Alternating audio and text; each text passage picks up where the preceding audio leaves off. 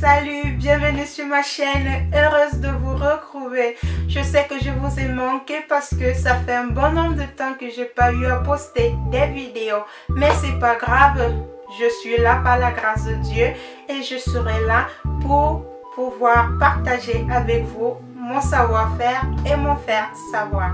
Alors aujourd'hui, je suis là pour partager, pour vous raconter mon histoire, une expérience de vie. Parce que je dis, ça peut aussi aider bon nombre d'entre vous et ça peut servir de leçon comme ça a servi à moi. Tout d'abord, j'aimerais vous donner un conseil, les filles. Tous nous avons cette petite voix qui nous parle toujours à l'intérieur que bon, de fois on fait semblant de ne pas suivre, de ne pas comprendre. Vous faites vraiment une erreur. Prenez toujours le temps de bien suivre cette petite voix là parce qu'elle peut vous aider. Elle peut vous donner des conseils qui vont vraiment vous aider dans votre vie.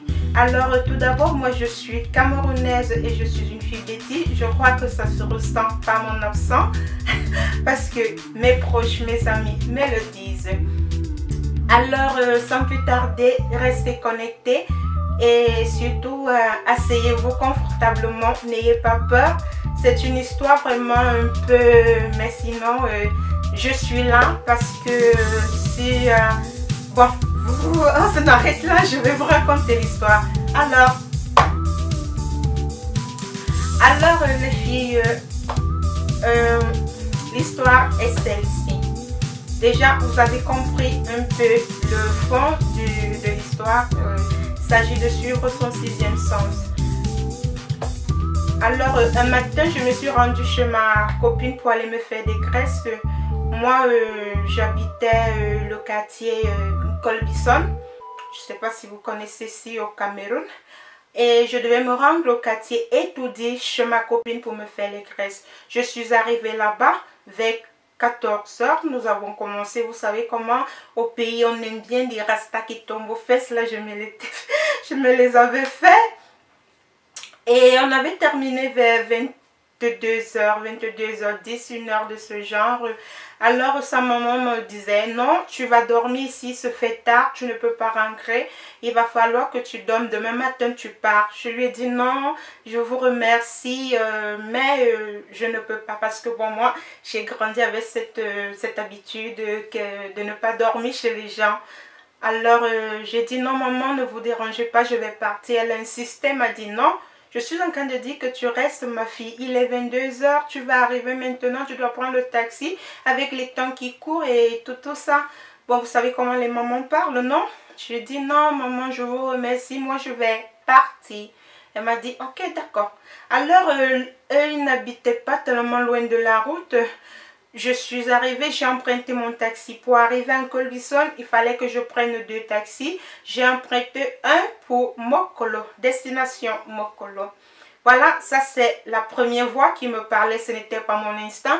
Mais sûrement c'est Dieu qui avait envoyé, qui parlait à ce moment que non, fais rester cette fille-ci. Et moi, je n'avais pas suivi parce que j'ai un peu une tête dure. Hein? Alors, j'ai eu emprunté le taxi, comme je disais tout à l'heure. Je suis arrivée à Mokolo. Quand je m'arrivais maintenant de prendre le taxi pour Colbison, ah les filles, vous savez comment est-ce que ça se passe? Le temps que toi tu prends ton taxi, c'est comme si tu le prends pour les autres. Ils sont déjà dedans. 2 taxis sont venus comme ça, c'était la même chose. Alors mon cœur, ça c'est le deuxième sixième sens qui est en train de me parler. J'étais comme ça, mon cœur a commencé à dire cette petite voix, on va t'agresser, on va t'agresser, on va t'agresser. Et moi je disais, je ne suivais pas quoi, on va t'agresser, on va t'agresser. Je regardais autour de moi, il y avait un monsieur, un papa qui était à côté, je ne sais pas là où il partait. Après, j'avais peur, je tremblais même intérieurement parce que quand cette voix vous parle et que réplique, ça vous fait un peu la chair de poule, quoi. Mais je ne prêtais pas attention. Moi, je voulais rentrer à la maison.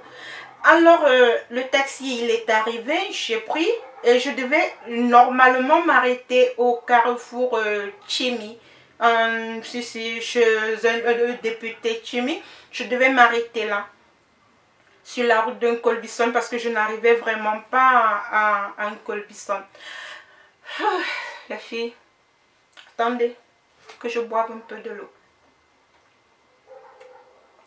Buvez aussi parce que l'histoire là... Ok. Ok, on peut continuer. C'est comme si c'était hier. Alors, j'ai eu emprunté le taxi. Je suis arrivée à destination.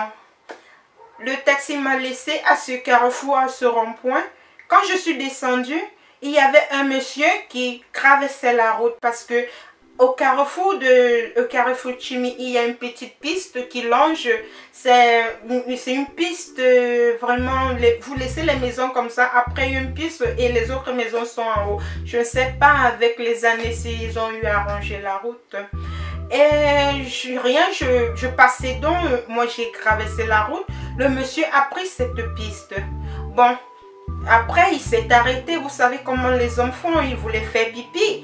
Bon, c'est ce que je me dis parce que je l'avais vu comment il s'était arrêté, qu'il était en train de baisser sa fermeture. Bon, je n'ai pas prêté attention. Vous savez, tu es là, tu sais que toi tu rentres à la maison et tout. Bon, pas te dire bon, ok. Alors quand j'ai dépassé le monsieur, qu'il était en train de pisser, juste quand je l'ai passé, mon cœur a commencé à battre. Cette petite voix a commencé à me dire, cours de toutes tes forces, cours de toutes tes forces, cours de toutes tes forces. Moi, je ne suivais pas. Bon, je marchais tranquillement, je ne suivais pas. J'étais là, bon, je marchais gaillardement. Bon, avec un pas un peu accéléré. Cette voix ne faisait que dire, s'il te plaît, cours de toutes tes forces. Le temps que moi, je m'engageais maintenant à accélérer le pas, j'ai seulement suivi comme ça. Oui. J'ai vu quelqu'un qui m'avait mis la main comme ça. Les filles. Quelqu'un qui m'avait mis la main comme ça. Je ne pouvais pas respirer. Je n'avais pas de mots. Je ne m'attendais pas. J'étais perdue. La main était vraiment comme ça sur mon cou.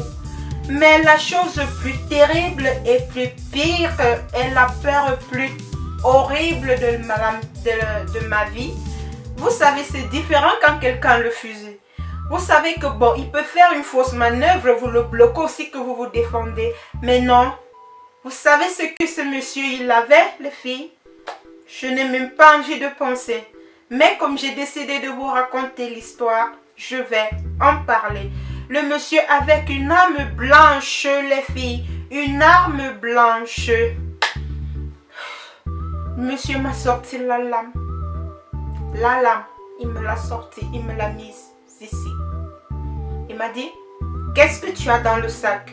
Je lui ai dit, j'ai un peu d'argent. J'ai les mèches que j'étais me coiffer. J'avais vraiment peur, je tremblais. Et j'ai tout ça là dans le sac. Monsieur m'a dit, bon, tu vas me donner tout ça, tu vas me donner tout ça. Je lui ai dit non, prenez même tout le sac, si je vous en prie, prenez tout le sac, pardon, laissez-moi en vie. Le monsieur m'a dit, il a pris mon sac. Vous savez, l'herbe qui pousse dans les marécages, parce que à côté de là, il y a une rivière qui passe. Il y a une rivière qui passait, je crois qu'elle passe parce que la rivière, bon, il y a une rivière qui passe et il y avait la boue et l'herbe que on prend pour les moutons, là, pour les chèvres, pour manger. Cette herbe qui pousse dans les marécages là, il m'a poussé là. Il m'a dit, couche-toi et baisse la tête. Je me suis couchée, il y avait l'eau, il y avait la boue, il y avait la saleté totale. J'étais mouillée. Il m'a dit, colle ton front par terre. J'ai collé mon front, j'avais la boue, ça sentait, j'ai collé mon front. Alors j'étais là, plus rater ces opportunités. Je suis en train de compter de 1 à 12 et ma voix est en train de me dire, lève-toi et tu t'en vas. J'ai raté la première fois quand la maman de cette amie, elle m'a dit, je ne veux pas que tu rentres. La deuxième fois, quand j'étais à me coloquer, j'étais en train d'attendre le taxi, cette voix qui me disait « On va t'agresser, on va t'agresser ». Je n'ai pas suivi. La troisième fois, quand le monsieur était en train de faire pipi que je lui ai passé, le sixième, ça m'a dit « Cours de toutes tes forces, cours de toutes tes forces ». Je n'ai pas suivi. Et la quatrième chance, le monsieur m'avait demandé de compter de 1 à 20 et moi j'étais à 12. Et mon sixième sens était en train de me dire « Lève-toi et cours de toutes tes forces ». Alors j'ai dit, je ne vais pas rater cette opportunité. Si c'est ma mort, je vais mourir, je vais me lever, je vais partir. C'était vraiment du courage. Vous savez ce qu'on dit? Qu'un agresseur avec une arme blanche comme la lame vous demande de compter de 1 à 20 avant de partir. Et vous voulez vous lever de 1 à 12, que vous êtes déjà 12. Je me suis levée les filles. En me levant, excusez-moi, je suis un peu... En me levant, quand je me suis levée, il y avait un serpent, un bois. Un serpent bois les filles, un serpent bois que j'avais sauté avec le pied. Oh Dieu, j'avais traversé le serpent avec le pied. J'ai couru de toutes mes forces. Je criais, je criais, je criais. Je ne réalisais pas que je courais.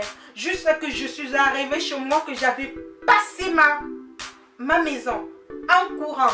Ça n'a rien que je suis arrivée à un carrefour que j'ai dit, ah, j'ai passé la maison. J'étais terrorisée, j'étais scandalisée, je n'avais pas de mots.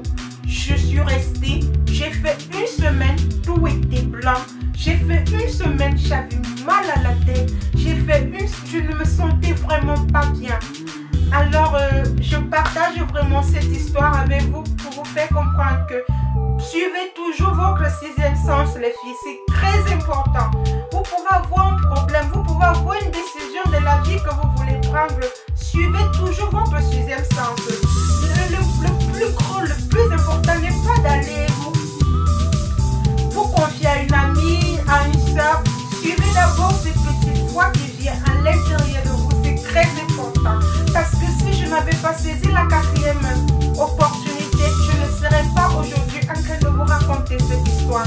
Prenez vraiment le temps, les filles. Suivez votre sixième sens et réagissez. Mieux vaut que vous réagissez que c'est votre intérieur qui vous a conseillé et que ça ne va pas. Mieux que ça soit comme ça par rapport que c'est une autre personne qui vous conseille et que ça ne marche pas. Alors les filles, l'histoire était vraiment celle-là. J'espère que je ne vous ai pas trop fait paniquer. C'était juste une leçon de vie pour dire qu'il faut vraiment beaucoup être attentif à son sixième sens, à cette petite voix qui nous vient toujours à l'intérieur, qui vient toujours grâce à l'intérieur. Je suis en vie. Je remercie le Seigneur. Il est vraiment un Dieu merveilleux. Il n'oublie personne.